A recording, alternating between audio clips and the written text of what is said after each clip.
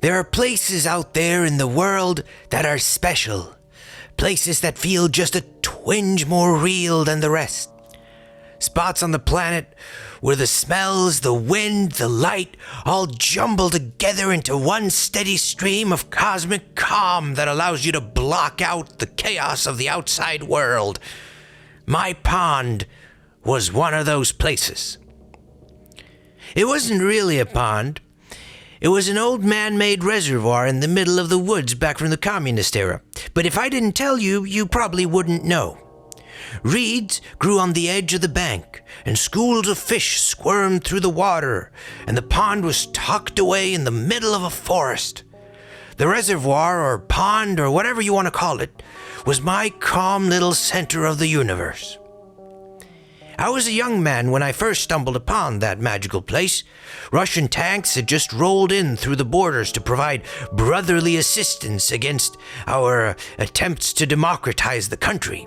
Everyone was either plotting harebrained revolutions against a superpower or lamenting the death of a movement that never really began. I didn't want to think about the uncertain future. I didn't want to fight a war I couldn't win. I just wanted a break.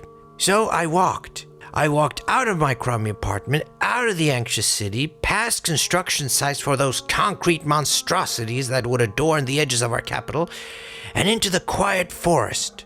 And in the midst of an anxiety-riddled walk, I stumbled into my own personal slice of heaven. Suddenly, I wasn't in a country that was being stomped on by Stalin's de-Stalinized legacy. I wasn't worrying about how unclear the horizons of my life were. I wasn't anxious anymore. I was just standing by a pond on a warm September day. And in that moment, a moment that flowed seamlessly until sundown, I knew that I could find happiness in the gentle serenity of the pond.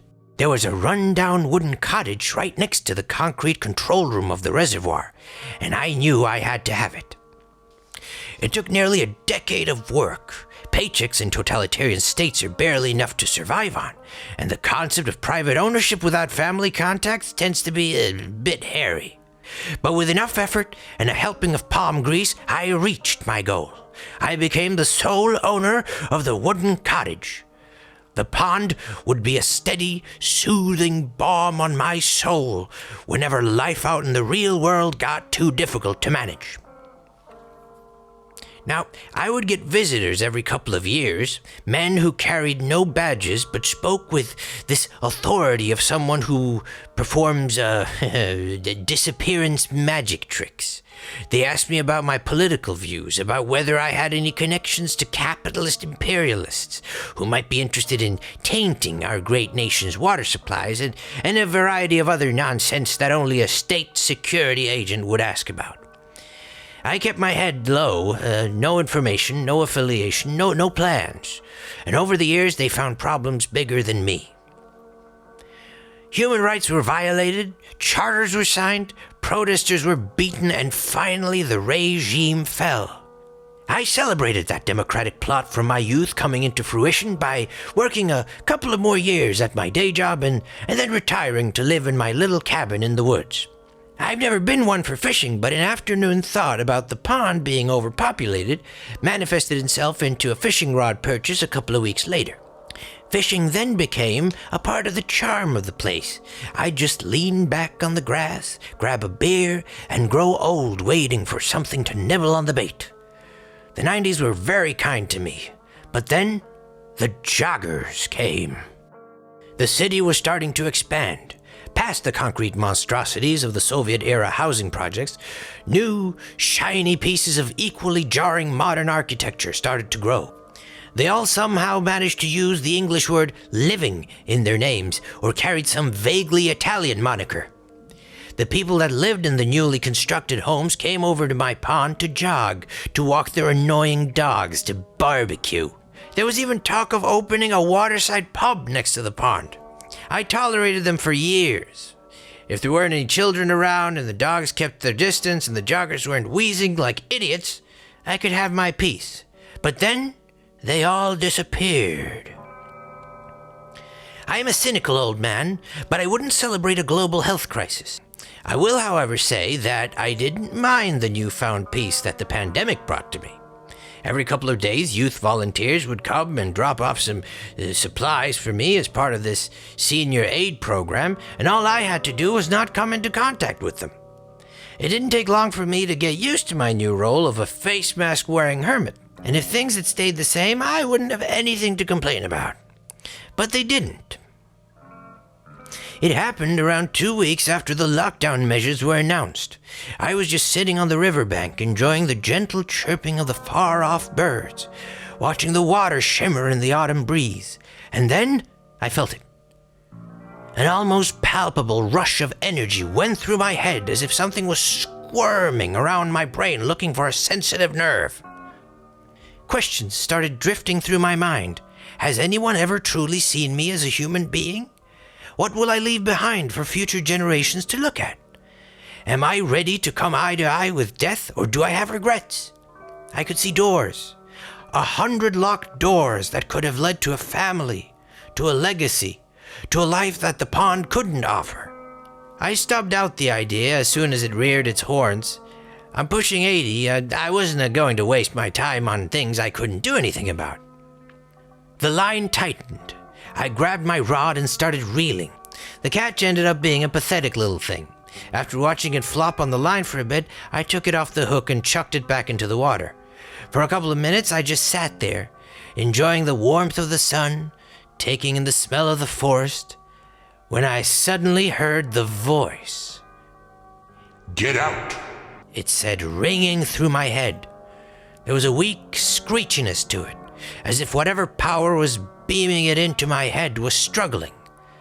"The hundred-eyed god compels you to leave." "No," I said out loud. "You will leave this place. You have been warned," the voice whispered.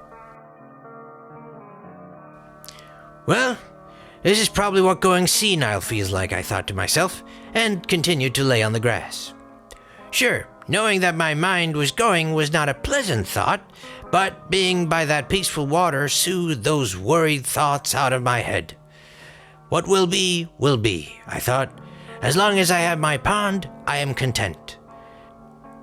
Then, my pond started to fade away. I don't know exactly when I noticed it.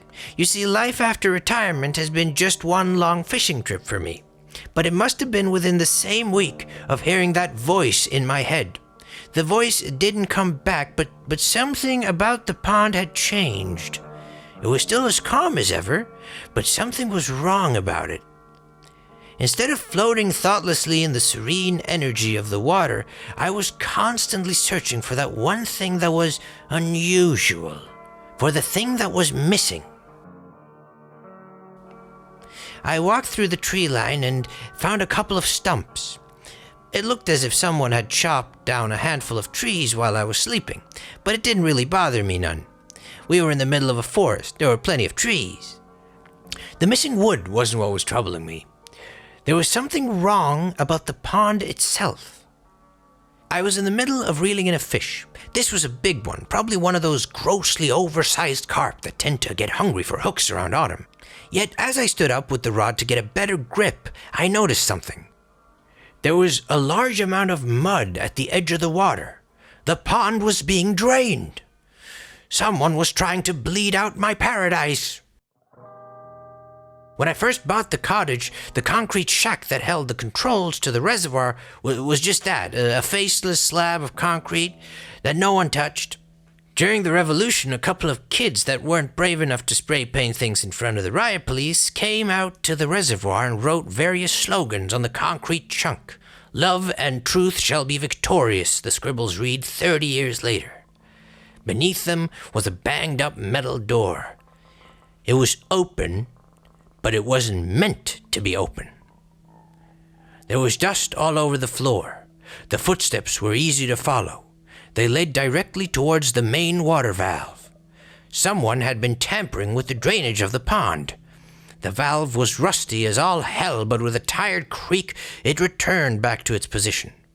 "You're going against the wishes of the hundred-eyed god. He can see you. He will not forget you." I shook the croaking senility out of my head. A sense of calm washed over me. With the valves turned back to where they were meant to be, the pond was safe. I sat down by the pond and watched the stars twinkle their way out of the sunset. The world around me radiated with a serene tranquility. For a moment, out there in the dark, it seemed like things would go back to normal, like I would resume my lonesome life by the pond. That was the last time I felt true peace. Sunken eyes, wheezing breaths, and sweat-covered bodies. They slowly trickled into my little kingdom. At first, I thought they were just regular joggers. People who had spent the March Madness hiding at home and felt a need to get back out on the trails in April. But these people didn't look like regular joggers. They looked more like the people who'd stand next to the grill during barbecues. The people who would make loud conversation about meat. The sort of people who always got just a twinge bit too drunk. The people who had the body proportions of someone who really likes food. Yet as they beat their feet against the jogging trail, their chubby cheeriness was gone. These people were suffering, drenched in their own perspiration, grasping at breaths their body unwilling to give. They were pushing themselves past the limits of their rotund bodies, yet every day they showed, every day they grew more numerous. I tried to focus on my fishing. I tried to ignore what was happening behind my back and just mind my own business, but whenever I was on the edge of slipping back into the soothing spirit of the pond, these moist sweatpants-wearing figures would drag my attention away. Usually they simply ran around the pond. Sometimes they carried axes out into the forest. Sometimes they would emerge with weighed-down garbage bags slumped across their shoulders.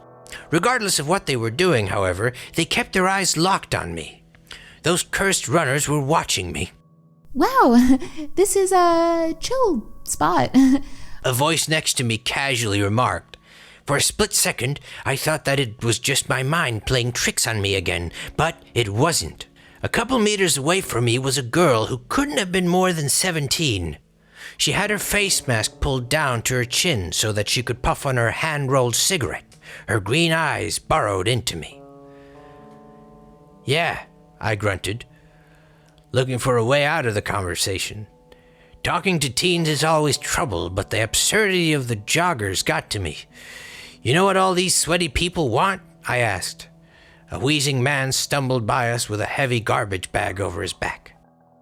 I don't know. She said, puffing away on her cigarette. One of them is my stepdad. He's really dopey. Think it's a cult or something. The smoke drifted towards me. It wasn't a cigarette. I could smell the 60s in the air. You want a hit? No. I grunted and turned back to the water. The last thing I want is to become entangled in someone else's family drama. Yet as I watched the bank of the pond, I noticed something. The reeds were fully out of the water. The reservoir was being drained again. "Have you been messing with the water valves?" I asked the teen, but she was gone. The smell of her joint still lingered, but aside from the sweating joggers, I was alone. I went towards the concrete shack. This time, it wasn't empty. The man turned around as soon as I entered the valve room. His eyes were sunk deep into his skull. His loose clothes draped on him like wet blankets. An expression of fear danced in his eyes. He was clearly unwell. "Why are you messing with the water valves? You're gonna kill the fish," I said. You have been warned. As he spoke, his voice shook. He sounded weak, scared, but as he talked, there were echoes in my mind of another voice. A powerful voice, a roaring thunder between my ears. The hundred-eyed god demands you leave this place. "What did the pond ever do to you?" I asked. You have been warned. Leave this place. The man approached me, his fists shaking. Outside, the pounding of the feet stopped. Pained wheezing echoed through the meadow. As I backed out of the room, I could see all the other joggers had stopped. They were all staring at me. Never come back. The hundred-eyed god commands this. The man said to the backing of that infernal voice. As he walked towards me, he started to swing his fists. His eyes followed each attempted punch with regret, as if he was the world's most resentful marionette puppet. I just kept backing up, hoping he would calm down. I should have spent more time looking under my feet. I slipped. I tumbled down towards my slice of paradise. The soft ground that I laid in for years hit my head like a brick. I blacked out.